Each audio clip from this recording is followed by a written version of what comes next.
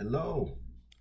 My computer is dodgy, so I hope this video comes out good, comes out okay.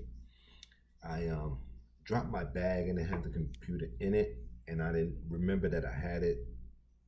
It was fine for a few weeks, but now stuff is falling apart on it. So I'm gonna make do as best I can, and maybe if you re-support me, I can get a new one, a nice one. Otherwise, I might have to find another way to do my videos. But we're going to continue to read Political Ideologies, an introduction, and we're reading the chapter on socialism this week. And next week, we're going to do another subject from the book. I also found, after we finish this book, Vietnamese Women at War. So we're going to deal with that because while we're having gender wars, and in the black community too, I don't really understand it because of what we're going through in the world. But I've always been a black person who understood that I was living in a context. Most black people don't. They reduce everything to the personal. This is where we need to be dealing with. This is what we need to be dealing with. Not, is he toxic? Does he call me back? Is she a gold digger? What are you bringing to the table? All that crazy shit when we're dying is insane to me. But we've been driven out of our minds. You all know that. You all know that. Even black people know we've been driven out of our minds.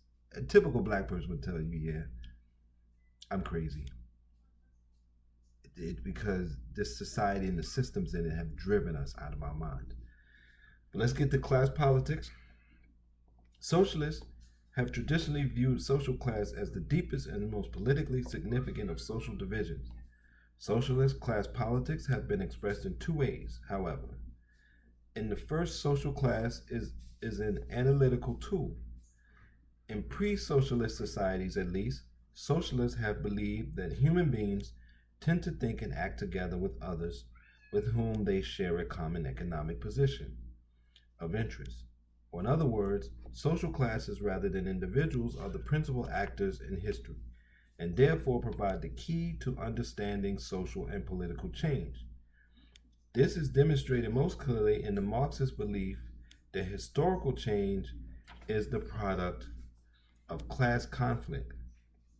The second form of socialist class politics focuses specifically on the working class and is concerned with political struggle and emancipation.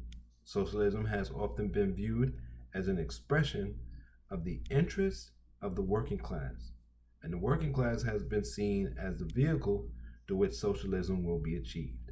Nevertheless, social class has not been accepted as a necessary or permanent feature of society.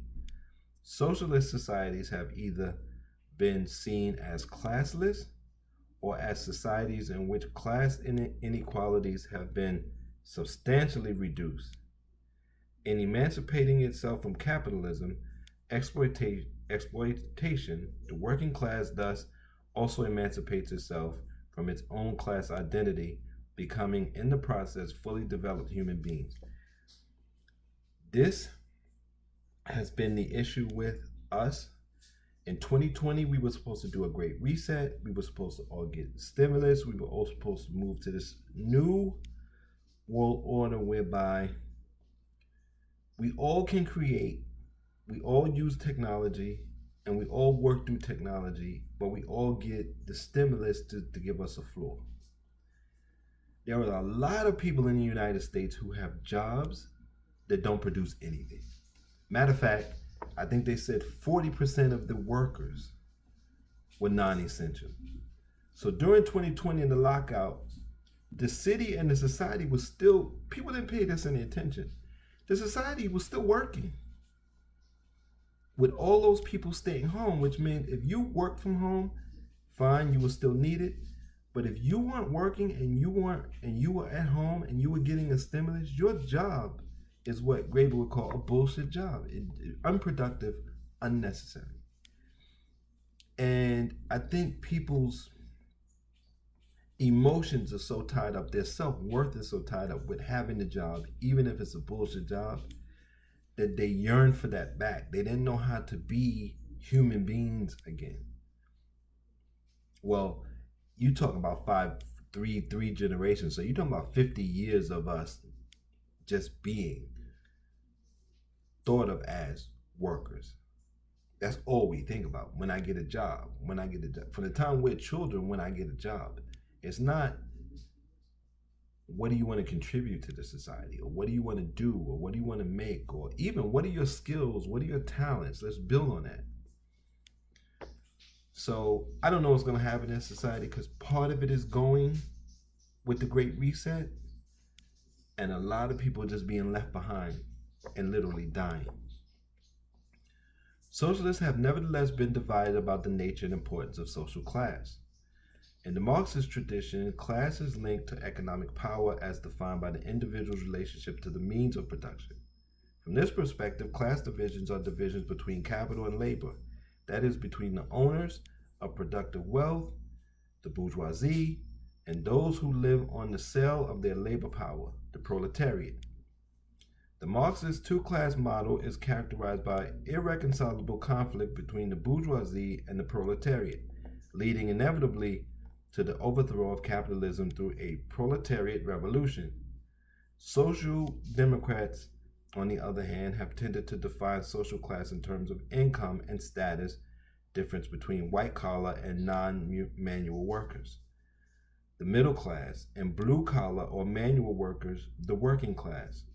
From that perspective, the advance of socialism is associated with the narrowing of divisions between the middle and working class brought about through economic and social intervention.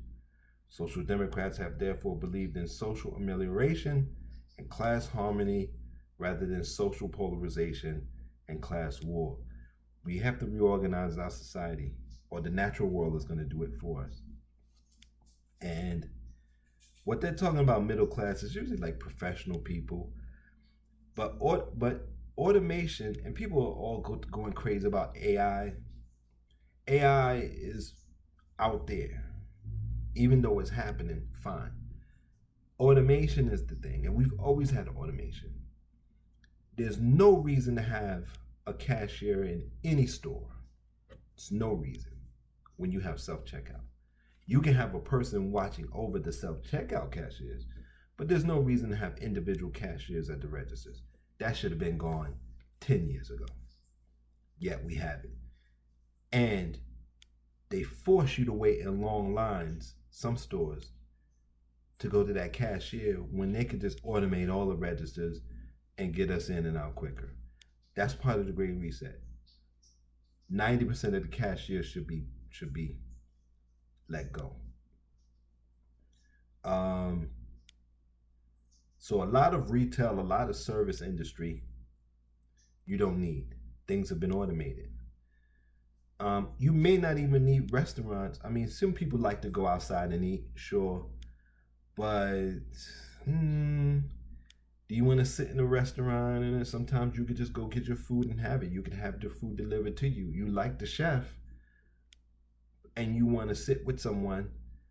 But to me, having a nice dinner in your home, even though sometimes you want to get out, having a nice dinner in your home with someone and enjoying it and then walking out afterward and enjoying the city would make more sense. So automation is changing. We're in the Great Reset, and people have to get right. Even the part I deal with, social services and housing vouchers and all these kind of things, it's partially automated, but they still create jobs for people, which slow everything down, the process down. And it's causing, when you see things in New York City with migrants sleeping on the street and not being able to get shelter, 200,000 people in the shelter system in New York City, people sleeping on the trains and all that. I know people who have paper vouchers, who have money tied to them, that still stay in the shelter because they have to go through a person to then get to the apartment, because the city wants to create jobs for in-between people. And that's the bourgeoisie, those in between people. And somebody's going to come along and say, look, enough's enough. You in between people, just get a stimulus and go find something else to do. However, the link between socialism and class politics has declined significantly since the mid-20th century. This has largely been a consequence of declining levels of class solidarity, and in particular the shrinkage of the traditional working class or urban proletariat. The warning in class politics is a consequence of deindustrialization, reflected in the decline of traditional labor-intensive industries such as coal, steel, shipbuilding, and so on.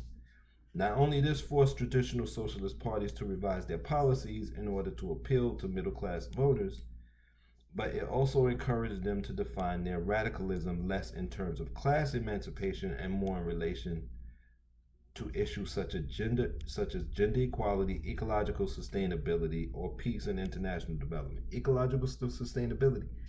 During the Great Reset, during those 3 months in 2020, the environment had cleaned itself up so much. Even in New York City, the rat population had gone down because there was nothing for them to eat. It wasn't so much trash and everything laying around. Even the water, the ocean was clean. In like 3 months, the air. There were towns where people lived in their whole lives and they were in their 40s and they said they never saw the night sky. They never saw the sky because there was so much pollution in the air. And because people weren't driving around and wasn't pollution, 3 months, people saw the sky. And it even blew me away. I'm like, damn, even the waters up, because you got to remember, there wasn't a lot of shipping. The shipping had stopped. So there wasn't containers falling into the ocean and garbage being dumped into the ocean. So the ocean was cleaned up. The Great Reset is the answer for the environment. And I know you feel like, well, the ruling class is doing it. Well, if it works, it works. And socialism really should be about how to become social again. It should be psychological.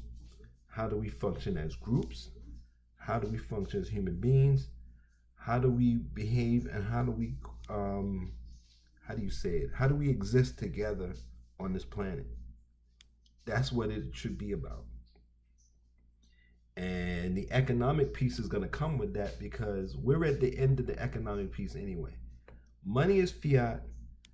It's dots on the screen. They can make as much or little as they want when they want. So we have to understand, or try to come together to understand, how are human beings going to live on this planet? And if you want to go further, how are we going to evolve into great minds and greater minds and greater mind? That's it. That's what the new socialism should be. Everything else has been done. And of course, you have to maintain whatever physical and material things are here. All the apartments are built. All the homes are built. There's 17 million empty homes. There's hundreds of thousands of empty apartments in New York. And I'm not talking about the ones people own and use in investment. I mean empty apartments for rent and sell. Hundreds of thousands. I think there's something like 3 available apartments in New York City for every homeless person. They're all just luxury apartments that no one can afford. So these are the things that we're going to have to deal with. The next chapter, the next section is common ownership. That's what we're going to read. And then we're going to go into some other isms. And we'll see. If you hear something in the background, that's me cooking. We're going to do fascism and multiculturalism the week after that. So tomorrow I'm going to do another video that'll be behind the paywall. Listen, support, hit the links, hit the like and subscribe. I usually never say that, but more people are starting to enjoy them videos. I really just make the videos to leave something behind. but now people are starting to watch them. I've been making videos for decades and nobody really cared. People are starting to pay a little attention. I think my poetry videos still get more views. They're very popular. So still, this is United States. Entertainment will always get more than education. It's just the way it is. Take care of yourselves. Be safe. Be careful. It's rough out here. It's violent out here. A lot of bitterness out here. So try to be safe. If you have to carry pepper spray or whatever you have to carry to protect yourself, you're going to have to do it. Until later, take care. Bye, and be safe.